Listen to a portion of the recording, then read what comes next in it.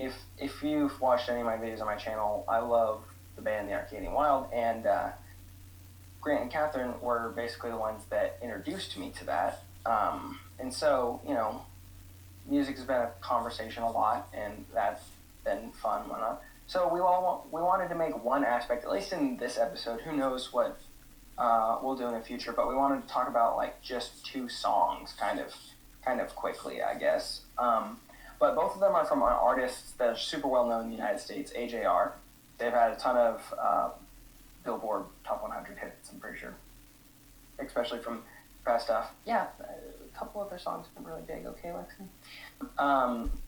But the first one I want to start with was the second song that I sent you guys. The name of the song by AJR is "Don't Throw Out My Legos," and they're between the ages, I think, of 20. The youngest, there are 3 brothers in this band. They're like an alternative pop band. The 3 brothers. The youngest is like 20, might be 22, maybe. Almost 20. I can't remember. They're all between the ages of 18 and 28, like the 3 brothers. So they're young. They're our generation. And so a lot of their music is fueled by a lot of the concerns and ideas. And the one for "Don't Throw Out My Legos" is really relevant. I mean, it's relevant for me because I was telling Lexi that this song is a very, very good anthem and statement for the college seniors of 2020. And also for everyone we all go through the stage of leaving our parents' home and becoming our own person, living on our own, doing everything on our own. And, obviously Grant and Catherine, you both have experienced that and gone through that and are living with that. Going on, it's been over 2 years now, right? Just 3. 3? 3 years? Married 3 years. And I digress. So the first one's "Don't Throw Out My Legos," and if you're looking at like the lyrics, or if anybody watching this wants to pull it up, it starts that "My new address is hard to remember, so I wrote it on my back of my hand, 'cause I leave the nest this coming December to make it as a grown man." And those words, right? I mean, it's pretty big once you get your own place.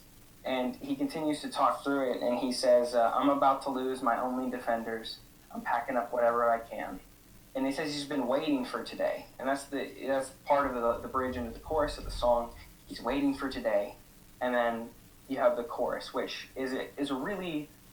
I like these songs because they're really catchy, but also, if you start looking at them, they're insanely deep in what they're meaning, and it's not like, Katy Perry's "You're gonna hear me, you will," catchy, but Let's not get copyright strike. yeah. Anyway, I know my singing's so spot on. But so the chorus says, "Oh no, don't throw out my Legos. What if I can't let go? What if I come back home? Don't throw out my Legos." And it says, "What if I can't let go? What if I come back home? Can we keep my Legos at home? Because I want to move out. I don't want to move on." Which is like, I don't know what you think about that, Grant and Catherine, but like the sentiment of that is, I want this to happen, but I don't want to lose my identity of what I've become being in this household and living with my family. But, I need to go forward. I don't know. What do you think about the sentiments and the things that the song is saying as of yet? But yeah, there's always this kind of like, we all have a fear of the unknown, and we have an excitement for like this thing that we're imagining. We are really good at imagining like a future that's perfect without flaws, and we can all acknowledge that things are going to happen and that they're going to be scary or difficult. But at the same time, when we envision our future, we don't necessarily envision the bad things. We just think of the good things. And so, especially when you're coming on either graduation or you're getting married or you're just moving out on your own, we kind of think ahead and we're like, oh, this is going to be the best time ever. I don't have to live at home anymore. I don't have any more rules. But then as you get closer and you start to, like, the reality of paying bills and literally leaving behind what you've known up until that point, like that is scary. And so you do have this moment of like, okay, I'm ready to go, but I'm not ready to let go. Like I'm not ready to move on from that. I want it to stay the way it was, but I also want something new. It's a security thing, I think. You have this internal trying to hold on to something that's steady while also moving into something that could be better. It's like just or ripping off a band. Yeah, definitely. You kind of just gotta go. Yeah, you just like, you know that you have to. Mm-hmm. You know that it's best for you. Like when you have major surgery, like you know it's best. But you don't want to. You know that things will be different after it happens. And weird, two things that are completely relevant. First off, I've actually pulled out Legos that I own earlier today, before I even knew that he was doing this podcast. This is messing with them. I'm not very good at them because I just have like a generic box of Legos. Like it's not a Lego set or anything like that. It's just a generic box of Legos. Totally crazy.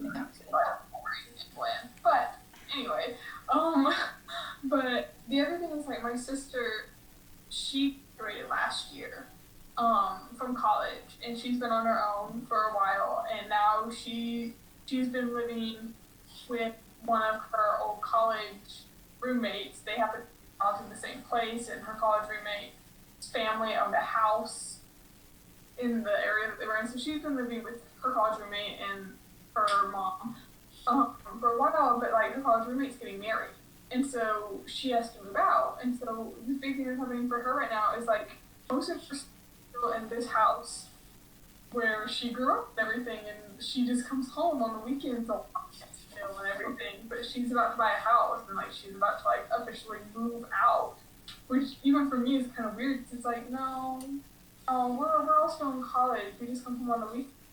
Like you're not buying a house. Mm-hmm. But she is, and it's kind of like really intense and just makes me think of like, wow, I'm going there. I'm like behind all eyes, but I'm going there. Yeah. And then what am I gonna do? Yeah. Well, and I I have think. some thought before that starts, you know. Yeah. Stressing me out. Yeah. I think what's interesting too is like where we are in our life and like the people that we see around us is a lot of people kind of choose fear in that, and then they end up really detrimenting themselves. Like they let themselves get too afraid to move forward, and then they don't. You can't. You can't mature completely if you're not willing to let go. And that's not to say it's easy to let go. Like you're talking about, it's not easy for your sister to buy a house and to move and like officially pick up the roots and move. But at the same time, if she never did, if 10 years from now, 20 years from now, she still had like stuff at your parents' house and she would just go there every weekend, I mean, that's not healthy for her. It's not healthy for your parents. So it is an interesting thing that I think, especially in the situation that we're all in with all of our peers taking out student loans and some of them being really broke when they graduate, a lot of people are opting to stay at home. And it's not that there's anything wrong with that, but at the same time, that can prolong that process. Like we were talking about, you've got to rip off the Band-Aid. If you don't, you really can do a lot more damage than good. Yeah, I agree. Grant, what do you think about the symbolism of using Legos? Because, like, did you play with Legos when you were younger? Yeah. The symbolism of using Legos really hits me hard because Lego was really emblematic of my childhood. And I get what, I have no idea who wrote the song, but I get what he is saying. You know, he is on the threshold of going into his adult life and leaving his childhood years behind, and it is, there's that fear that that which has become emblematic of your identity thus far is going to be erased now that you are moving into this new phase of your life. And I had that fear. And I was in college, and my parents said, hey, we were thinking about giving away all the Legos under your bed. Would that be okay? And I thought, well, give them away to who? And they said, well, we don't know, like Goodwill or something. I thought, no, don't just give them away to Goodwill. It's like erasing what has been integral to forming my identity, because Lego wasn't just a toy for me. It was something that I spent hours with, like almost every day, and I created things and I expressed myself, and it really helped me to form my identity of who I am now. It wasn't just a kid. It is who became Grant that you know. As opposed to Grant that we don't know. As opposed to the Grant that you don't know. My secret alter ego that only comes out when I go crime fighting at night.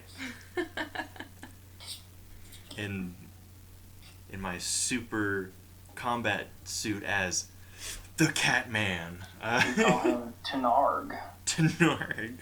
Grant backwards. Mm-hmm. But and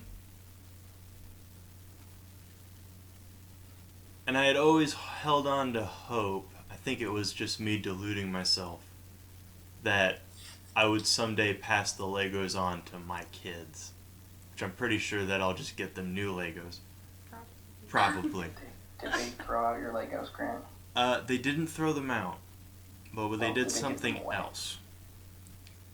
After we got married, the first time that we were back in Florida after that, they came to me and they said, we were thinking again about giving away your Legos. And I said, to who? And they said, to such and such boy that I knew. And I was like, you know what? I didn't say this out loud, but I thought it, and I thought, I know this kid, and I've sat down and played Legos with this kid. And I know how much he loves it, and I know how creative he is, and I know how he's expressing himself through this. And I just said, yeah. Yeah, give him the Legos. And it dawned on me like an epiphany. But there are things that become iconic to our identities, and sometimes those things fade out of usage, but they don't fade out of influence. And our identities are a part of this web where they are being connected to all of those whom we know and we interact with. And through the ways that we express our identities to people, we influence them. And we inform their identities and they inform ours. And it wasn't that my childhood was being erased. It was that my childhood helped to form my identity. And now, my identity was helping to form this boy's. and it got me teary-eyed, you know? It's, I mean, one of the, like Catherine was saying with Fear, one of the parts in the song, it says, it's cold out there, you're standing there, you're trying to face your greatest fear, you're shivering, you're trembling, it's warming here, so come back in. Like, you're standing on this difference of moving forward going to be hard, and going back would be so easy, as if you could go back. I mean, the moral of the story is you really just you don't have a choice. At some point you have to. And so you have to get to that crossroads. But, like, I really like that a lot of their music has to do with that transition, because I think the identity crisis, quote-unquote, is a huge thing with the current generation. Those younger being, like, trying to figure out who I am, trying to get all this other stuff, which actually kind of is talked about a lot in the next song, too. But, like, that's one reason why I really like this song, is because it's so iconic of talking about childhood and youth and everything that you cherished and built up in those things. And, like, Lexi, as being, like, I mean, I've heard this song actually, like, played, and you've heard it as well. Like, I don't know, do you have any other thoughts about, like, this song being that you've actually heard the piece of music? I'll just say that it's got deep so fast. I don't know, the song is like, it does mean like so much to people and to like childhood and to like moving on with life. But like the other thing for me is that I think that the song not only is telling you that you have to go forward, but it's telling you that you shouldn't forget the past. Like, you shouldn't forget what made you who you are. You shouldn't forget these things or necessarily get rid of them if you have some logical reason to keep them. Like, if you still enjoy playing with Legos, you shouldn't get rid of all your Legos. Like, you have to realize that you do have to move forward. Like, eventually your life has to go on. And, like, you can't keep things at your parents' house forever, no matter what they are. Like, eventually you have to take them, and you have to make them your own, and you have to use them to fill your own house, or use them to make other people happy and bring other people joy. And it's just one of those things where it's going to be so different for everybody, and everybody who hears the song in particular is going to think differently about all that it says, because they're like, oh, don't drop my Legos because I want them and I want to bring them with me and like hold on to that, or don't drop my Legos because I'm not ready to move on, but like I know you should throw them out, or different things like that. And like for me, I liked Legos as a kid. I played with them at my grandparents' house because they had a lot of them. But really, when I was real young, I didn't have Legos. Like the Lego set, the Lego box that I have is like relatively new. I think I was in like 8th grade, freshman year of high school. It's not old. So like for me, it would be like Barbies. Like Barbies shaped my entire childhood.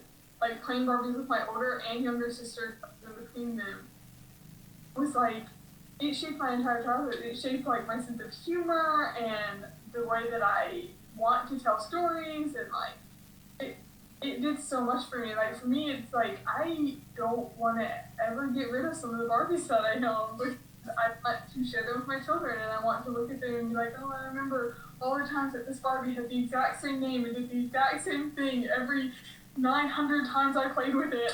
Like, it's like this whole story. And I think it's just what the song is all about. Like, it's about memories and what you need to move on with your life, I guess. Yeah, and obviously, I mean, I assume once we're done talking about these, Grant and Catherine will probably listen to them. But the other song is also, it's from their older album. The song we just talked about was from AJR's album, Neo Theater, which came out last year, I believe. But Click is the album before that had Weak and Sober Up on it, which were very, very popular on the radio. But one of the songs in there is called Netflix Trip. And it's, I think it's still like a popular one, but it's not as known. And obviously, I mean, like how integral is Netflix to our current society? Especially right now. I mean, it's critical. It's insanely critical. and it kind of dawned on me. I was just playing their musical on shuffle, and this one came up, and it was about The Office, sort of. And I've been watching The Office on Netflix, obviously, because we're all trapped inside and we can't go out and see the rest of humanity. I know you don't, but that's fine. You do watch Netflix though. But the point is, like, how many of you had like TV shows that you watched all the time throughout your childhood? Oh yeah. Yeah, like that's like this also has to do with that kind of identity, but more about life in general and not just one part of your life. So like he starts off, like if you can see on the lyrics for Netflix trip, he said, I had my first crush in season 2. And so he's judging parts of his life. He can pull them back to, this is when this happened. So I had this part in my life when I was watching this part of the show. I had this part of my life. And he goes on, he talks about this girl, and then he says, I sat and crossed my legs like Jim would do. And, you know, most people know who Jim is if you've heard of The Office or seen a clip from it. He's the one, like, obviously one of the brothers writing this one, that was his role model. He wanted to be like Jim. And it just goes to show you how the things you can look at and the things that you can consume and, like, media that you consume can influence you to, like, try and go on a certain way. Because this young boy, when he was that time, he wanted to be like Jim. So the interesting part gets in on the next kind of aspect of it when he says she moved away when I was on season 3, and it hit my heart so hard I hardly speak. So, you know, heartbroken, you know. But then he said, but I could find some peace and privacy, a paper company to sit with me. And it's an interesting thing that, like, in generations before and honestly times before, you didn't really have this kind of notion where there was so much self-identification and connection to a series or a show. Like, we had celebrities and those kind of things, and people loved those kind of shows and whatnot. And obviously, you know, there were the crushes and those kind of things. But, like, a lot of times TV shows, as much, just because of how our culture was, weren't used to carry you through points in your life. But, like, you see that this, like, The Office for him was a vessel to walk with him through his life, especially in moments where he really struggled.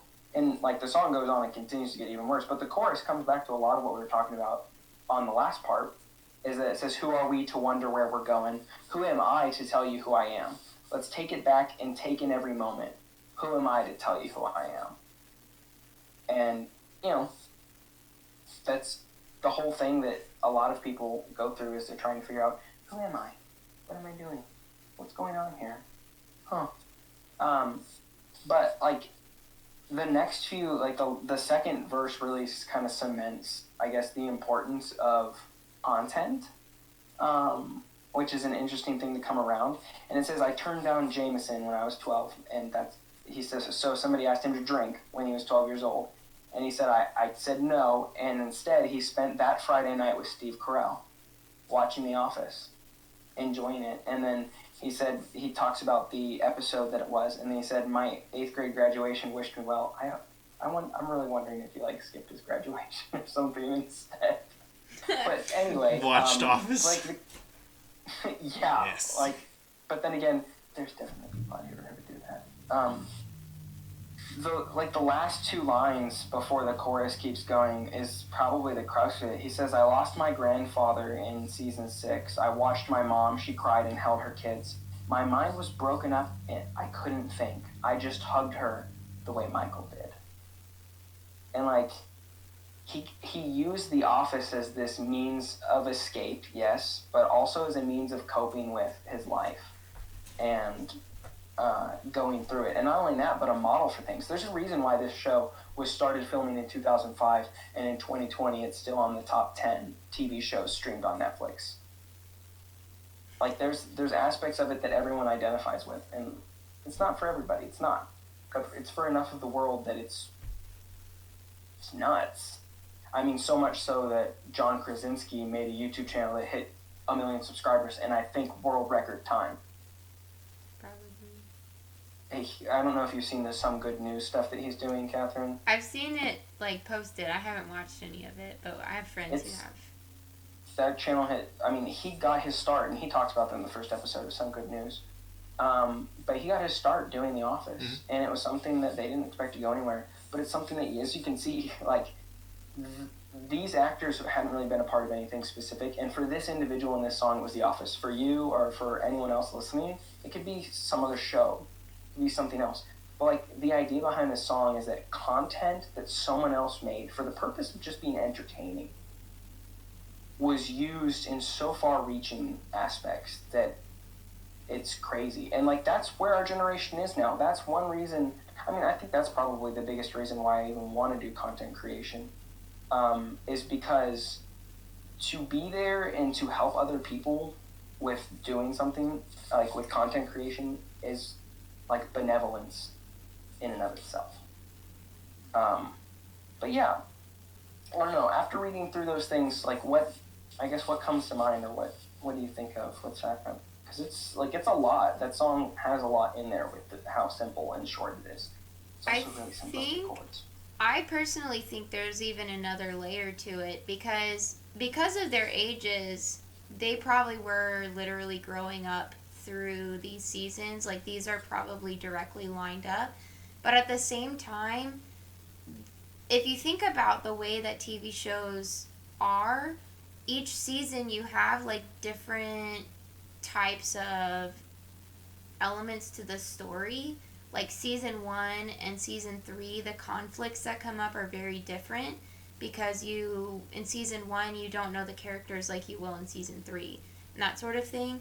And so even from the perspective of, like, thinking about stages of your life as seasons, like, especially the people our age and younger who are growing up with so much media being put into their heads, the way that we process information is a lot of times directly related to that. And so, like, personally, when I dream like I'm watching a movie. And, like, my great-grandmother, she would say, or my grandmother told me once, she dreams like she's watching, like, a TV screen. And so the way that we bring in this media and it teaches us about life is also how we kind of look at our own lives and we kind of process our information. And so if you think about it like that, your seasons of life, you might be dealing with, like, you might connect with a season of the show in a season of life where you're dealing with something similar, if that makes sense. And so that's even another layer to it, like the way we process different stages of our lives, different heartbreaks we've had or different challenges that we've faced. They're all, even though it's one life, like, we lived one life, we lived one childhood, but I think we all probably have, like, segments where, like, I remember this happened, and I remember the next thing, this happened, and I remember this other thing happened, and how you deal with those can be informed, like you're saying, by the media we're watching, and it does make a big difference. For sure. Yeah, I think it's interesting. I don't watch The Office, obviously. I'm sure you picked that up by now. It's just not something that I ever got into, so definitely don't relate to that. I didn't even know what the song was about, and I did listen to it before coming out. And I had no idea that's what it was talking about. I was like, I mean, message behind it and, like, the timeline of something is helping you get through something, but I just stand. Like, for me, I didn't grow up in that environment. Like, when I was really good, and I don't remember all that much, we lived in an old house, in a rental house, and we had cable. I don't remember what I watched, other than I know that I watched Disney, because it was, like, the only thing I was allowed to watch, but I don't really remember any of it. And then when we moved into this house, I was still pretty young. I was under 10, and so, but about 5, somewhere in that range. And we didn't have Netflix or cable or anything. All we had were movies when we moved into this house. And so I didn't really grow up on media like that. I consume a lot of it now. But, like, when I grew up, that's what we did. Like, we just did other things in my family. So it's interesting that there are people, and, like, it is clearly something that really affects people who, like, grew up on things that like people who grew up on Harry Potter, something like that, like they remember what was going on in their life when each book came out or when each movie came out. And like the thing I remember about Harry Potter was I remember the release of the 6th and the 7th movies. I think I might remember the 5th one. I don't even know if I remember the 5th one, but I don't associate that with anything because I don't have anything to associate the other ones with. You know, it's just kind of interesting. Like people do through life, and there are things that help them like that. Mm-hmm. Things happen and things that they can relate their entire life to, and I guess I don't have the same experience because the most I relate my life to is books, and even if I relate a certain book to a certain time in my life because most books that I've read multiple times, and they weren't helping me through anything. I just read them because I liked them. Mm. Yeah, I don't think everybody experiences the phenomenon of being able to map out events in their life to what they were watching at the time or what they were reading at the time. But I do think just about everyone can relate has experienced the phenomenon of relating something that they have consumed in media to something that has happened in their life, and then the media that they have consumed in turn informs their life. Like you mentioned Harry Potter, and I'm going to assume that you read it, right? Right. They're over here somewhere. Yeah, over there somewhere. Like, Harry, for the longest time, has a crush on a fellow student who's, like, in Ravenclaw or something. Oh. Yeah. I just rewatched all the movies a couple weeks ago. Okay. And he's, like, infatuated with her, and then he finds out that she is into someone else. It's like, a lot of people can relate to that, right? Like, they have a crush, they're infatuated with someone, and that person likes someone else. And that's the thing that happens. And then later, he has the opportunity to pursue her romantically because, spoiler alert, her love interest died. And so now she's, like, vulnerable, and she just wants someone to be with, and he, like, for a moment becomes that person for her, but he has to make the more mature decision to not be used in that way. A lot of us have come up to a moment in our lives where we have to make the decision of something that we've really wanted to do or have for a long time, but it's not good for us, or make the mature decision and go in a different direction. And that's something that you can relate to. Everybody's able to relate to that. I think that's a more universal phenomenon that you can interpret from this song, that, you know, there are things in media that we relate to, and, you know, a certain show or a certain book series might not have been with you for your whole life, like this man has experienced, but he relates how he knew how to comfort his mother. He relates it to how he observed Michael from The Office comforting someone, and he relates how at that moment Michael was the role model for what he needed to do for his mother. And I think that is that's a very important thing for us to know, and it's a very important thing for us to keep in mind when we do consume media, that our own life experiences so far interpret or inform how we interpret media, but also that media informs us. Mm-hmm. It affects us. Yeah, that's why and I think, you know, Catherine and Grant probably remember. I mean, Lexi was there when I gave my first talk about the idea of Project Cornucopia. Wait, were you not there? Oh no, you were gone. That was did we do that my freshman year? No, I I was there. was gonna say I Okay, don't you did say you were remember. there. I didn't talk to but- you your freshman year. No, it would have been sophomore year. It would have been your sophomore Yeah. year because we met your second semester freshman Yeah. year. No, we. Oh wait, no, we met didn't. I first take that semester, back. First Capstone. semester. I exist. But anyway, yeah. But like the reason why I'd even been throwing around the idea of making Project Cornucopia was because I saw in young boys the content that they were consuming and the individuals they were looking at, and I was like, that's dangerous because these people are psychopaths and, are living for greed and all this other stuff, and that's not what they need to be looking at, and that's what motivated me to do it. And what honestly hit me really at the end of the song is he said, now the finale's done and I'm alone, and a lot of people can relate to the, oh no, I made it to the show and there's no one left to watch. Like, I know Lexi loves S.H.I.E.L.D., and that's thankfully getting another season for her. But it says, but who I am is in these episodes, so don't you tell me that it's just a show.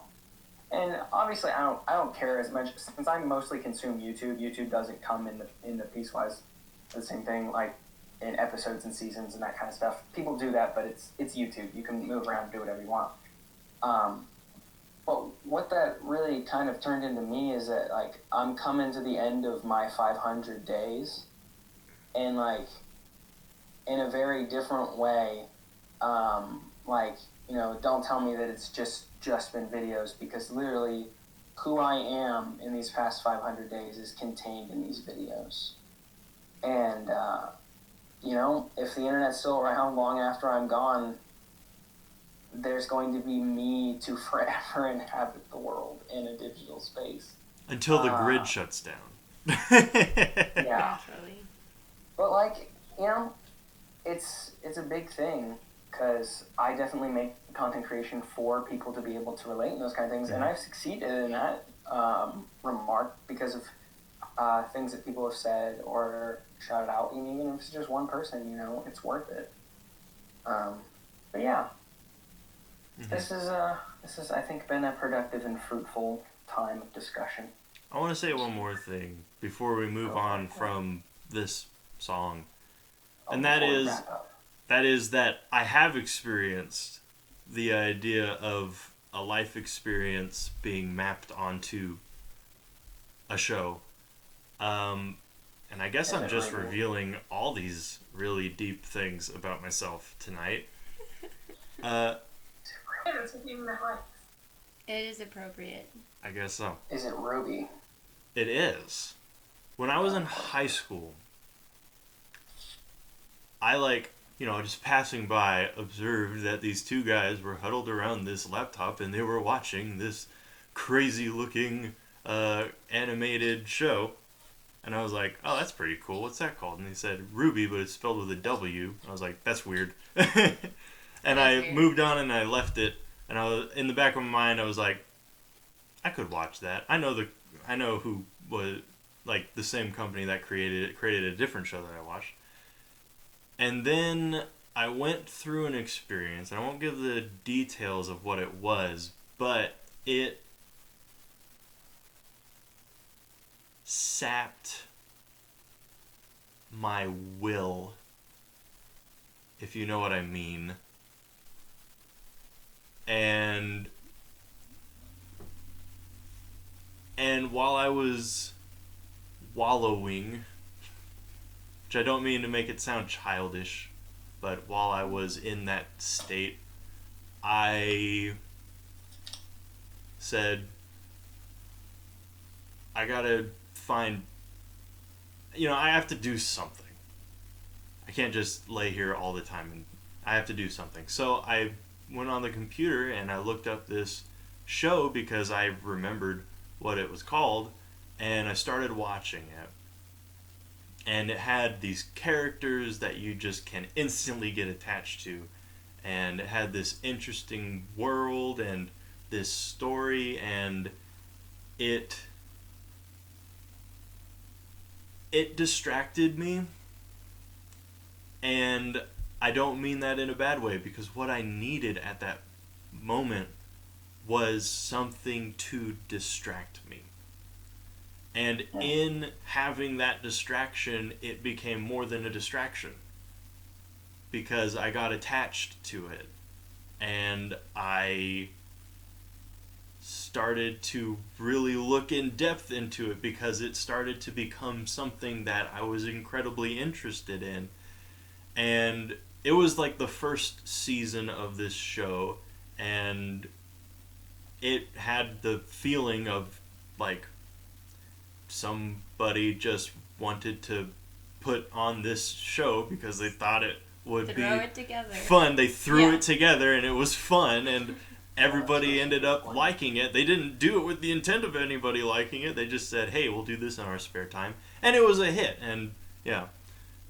But it just had that feeling of just being genuine, and it was a genuine thing that really helped me and really picked me up. And then when I was in college, there was the second season, and I was still in the midst of working through what had happened. And then by the time the third season came out,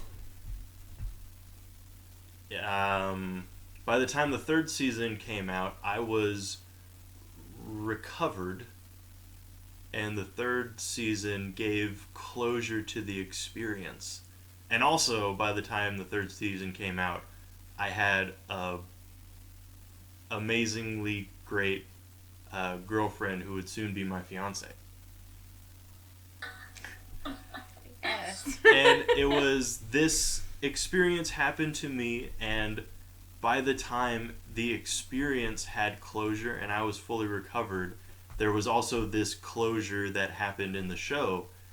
And those first 3 seasons of it are extremely special to me. And they hold a place in my heart that no other form of media does. And I have experienced getting defensive when someone talked bad about this show before. I got defensive, and I don't get defensive very often with things like that. Don't make that face. But, I mean, the show has gone on, and it has all these other seasons. It's on like season 7 now or something. And all of the subsequent seasons have never held my interest in the same way because they haven't been connected to an important thing in my life. But the first 3 seasons were, and they have that place in my heart because of it. And so I can get what this guy is saying. He started watching this show, and all throughout it, big things have happened in his life. Mm-hmm. He had his first romantic experience, and he experienced his childhood, and some not so lighthearted things happened, and he found solace in this show, much like how I found solace in a show, and I can relate to that. And I can relate to how he says, don't tell me it's just a show. Don't tell me it's just a book. Don't tell me it's just a show. Don't tell me it's just a game. Because to you it might be, but to me, it's definitely not. That's what I got. Yeah. I mean, and that's really the entire idea behind creating something, is that it's not just something that's flippant or passing, or it shouldn't be. It's something more than that. And as I've probably expressed to Grant Catherine and Lexi and anything, I'm somebody that likes meaning. I'm somebody that likes depth, and if things don't have that, then I couldn't care less. And if you don't have that reasoning behind what you want me to do, if there's no depth to it, then I'm not really interested. And, it's nice to have those things. And nice to be able to dig into that. Now, caution for their music. Some of their music is explicit. These songs are both completely clean. So 10 out of 10, recommend checking them out if they sound like something cool. And they're beautiful pieces of music in general, just in the assortment of how they're arranged instrumentation-wise and all this other stuff. But we have gone on for long enough. And I think If you're wondering.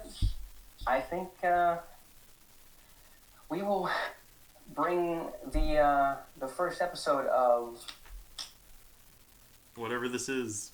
the title Project was inserted Unnamed. right there, into to a close. So thank you all for Yeah. listening. Thank you, Fun. friends, for talking for so long. So I guess with that, we'll leave with 2 words. Stay good. Stay good.